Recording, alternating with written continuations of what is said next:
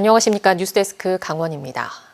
아름다운 항구로 유명한 양양군 남해항 일대 마을 주민들이 떠나야 할 처지에 놓였습니다.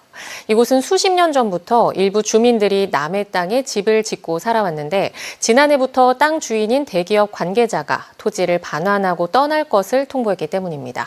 김영호 기자가 보도합니다. 양양군 현남면 남해 해변 앞의 마을입니다.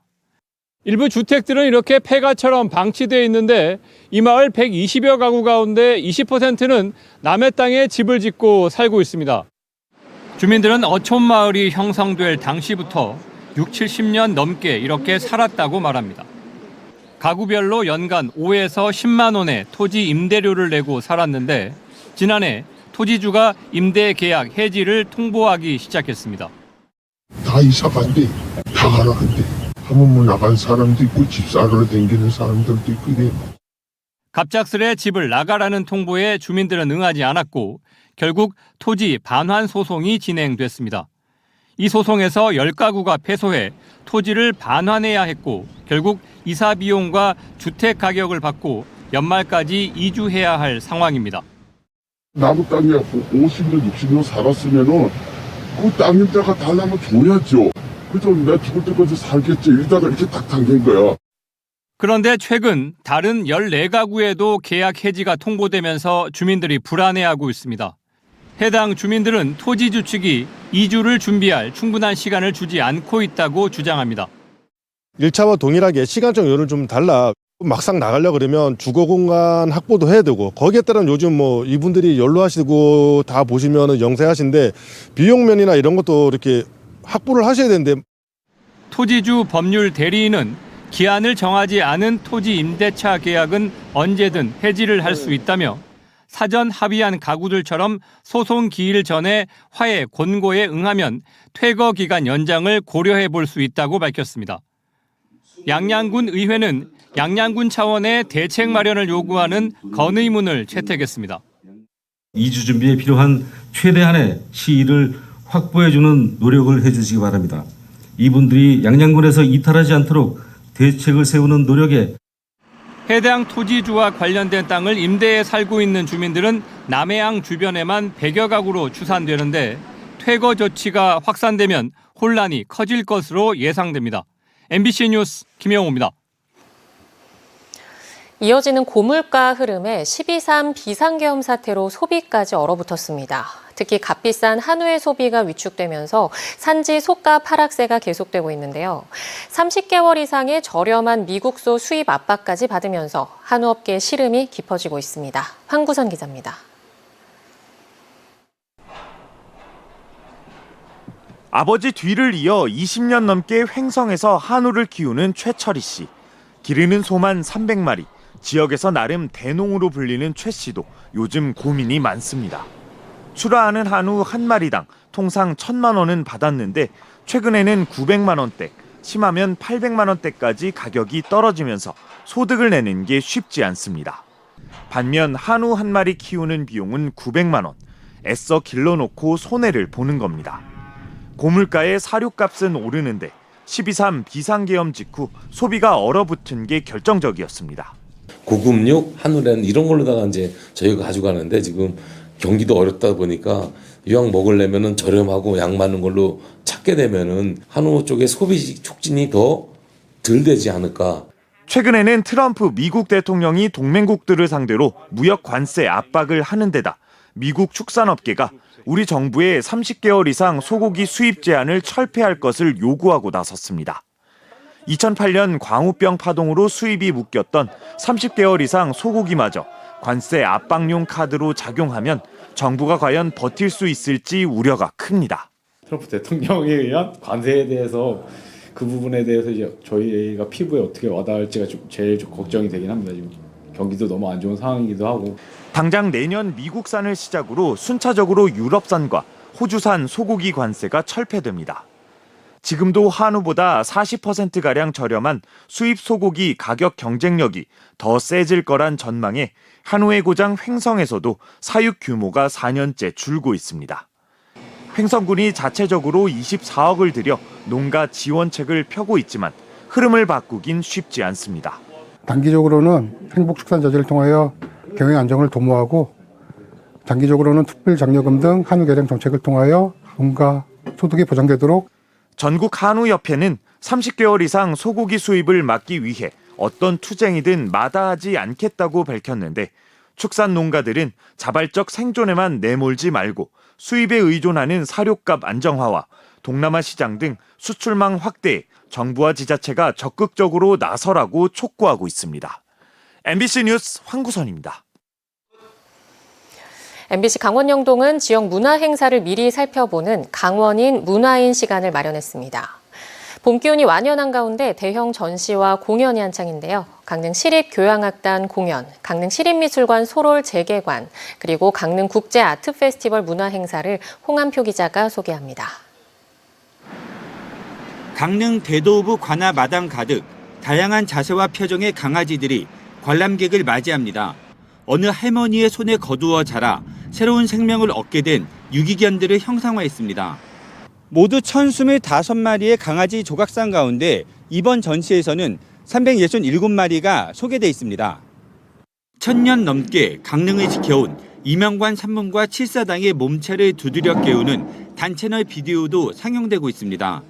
강릉 대도읍 관아, 작은 공연장 단, 옛 함 외과 의원 등 역사와 이야기가 스민 공간 구석구석 강릉의 정체성으로 채웠습니다. 저희 페스티벌의 가장 궁극적인 목표는 이 강릉에 사는 시민들에게 자신이 사는 곳을 재인식하고 재발견하고 그리고 또 외부인에게는 커피나 바다로만 알려진 강릉의 진 면목을 보여드리는 거라고 생각합니다. 세계적 건축가의 정신을 이어받은 리처드 마이어 파트너스가 건립한 소롤미술관. 강릉시에 기부 체납돼 4월 강릉시립미술관 소롤로 다시 찾아옵니다. 재개관 초대 전시로는 우리나라 추상미술의 거장 고 김한기 작가의 작품 전시가 열립니다. 대형 작품과 국내 유명한 작가들을 위주로 한 소롤관과 그리고 기존에 운영하고 있던 교동관에서는 지역 작가나 또 젊은 청년 작가의 실험적인 작품 위주로 강릉시립교향악단은 3말4초 바쁜 공연 일정이 이어집니다. 28일 정기 연주의 말러를 공연하고 4월 3일 예술의 전당 프리뷰 공연에 이어 5일 예술의 전당 교향악 축제에 참석합니다. 지역 주민으로서는 조금 참여하기 힘든 걸 걱정해서 이번 4월 3일 날에 프리뷰 공연 형식으로 윤홍천의 피아노 협주가 함께 준비되고 있습니다. 건반 위의 구도자 피아니스트 백건우는 4월 8일 강릉을 찾아 지난해 생애 처음 음반으로 발매한 모차르트 음악을 관객에게 선사합니다. MBC 뉴스 홍한표입니다. 의성 산불 현장에 지원 투입됐던 강원도 인제군 임차 헬기가 추락해 조종사가 숨지는 사고가 났습니다. 오늘 오후 12시 50분쯤 경상북도 의성군 신평면 교안리 산불 현장에서 공중 진화 작업 중 헬기가 추락하는 것을 주민이 목격하고 신고했습니다. 사고 헬기는 강원도에서 산불 현장 지원을 위해 보낸 인제군 임차 헬기로 경기도 김포시에 주소를 둔 70대 조종사 1명은 현장에서 숨진 것으로 확인됐습니다. 산림청은 사고 뒤인 오후 1시 50분 경북과 경남 지역 모든 헬기의 항공 작업을 중단했습니다. 전국 구호단체마다 경북과 경남, 울산 등 대형 산불 피해 지역 복구 등을 위한 특별 모금에 나섰습니다. 강원 사회복지 공동모금회는 산불 피해 지원을 위한 별도 계좌를 개설하고 다음 달 30일까지 성금을 모은 뒤 경북과 경남, 울산 등 산불 피해 이재민에게 지원한다고 밝혔습니다. 희망브릿지 전국재해구호협회도 다음 달 30일까지 대표번호 1544-9595를 통해 산불 피해 긴급 모금에 나서고 있습니다. 어제 강원 전역에 내려졌던 강풍특보는 모두 해제됐지만 강원 동해안과 남부 산지, 태백, 정선, 원주와 영월에 내려진 건조주의보는 유지되고 있습니다.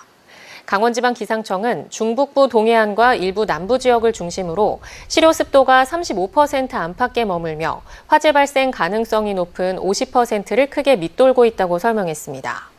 내일 비가 예보됐지만 강원 영서 5에서 10mm, 강원 영동 5mm 미만으로 예상 강수량이 매우 적어 건조함을 해소하기에는 역부족일 것으로 보입니다.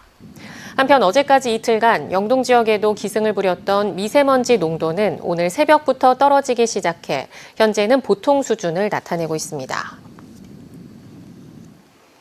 산업 발전에 기여한 광부들을 기리기 위한 석탄 광부의 날 제정을 요구하는 여론이 높아지고 있습니다. 석탄산업전사 추모 및 성역화 추진위원회는 대통령실과 국회 등 91개 관계기관에 보낸 건의서에서 대한민국 경제발전 선봉에 섰던 광부와 폐광 지역에 대한 책임과 의무를 다해야 한다며 석탄 광부의 날 제정을 요청했습니다. 이들은 또 선원의 날, 수산인의 날, 농업인의 날 등은 있는데 석탄 광부 또는 광부의 날은 없다며 석탄 산업에 종사한 보상적 차원에서 정책적 배려가 있어야 한다고 주장했습니다.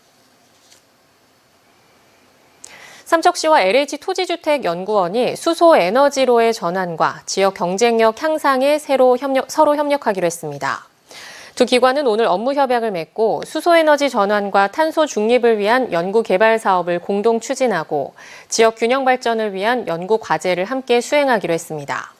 또 협약식에 이어 세미나를 열어 수소 시범 실증 단지 성과를 공유하고 수소 연구 개발 분야에 대한 의견을 주고받았습니다. 한 여행사 이사를 겸하고 있는 속초의 한 시의원이 임기 중 속초시와 수백만 원의 수의 계약을 한 것과 관련해 이해충돌방지법 위반 여부를 따지기 위한 시의회 윤리위원회가 가동됩니다.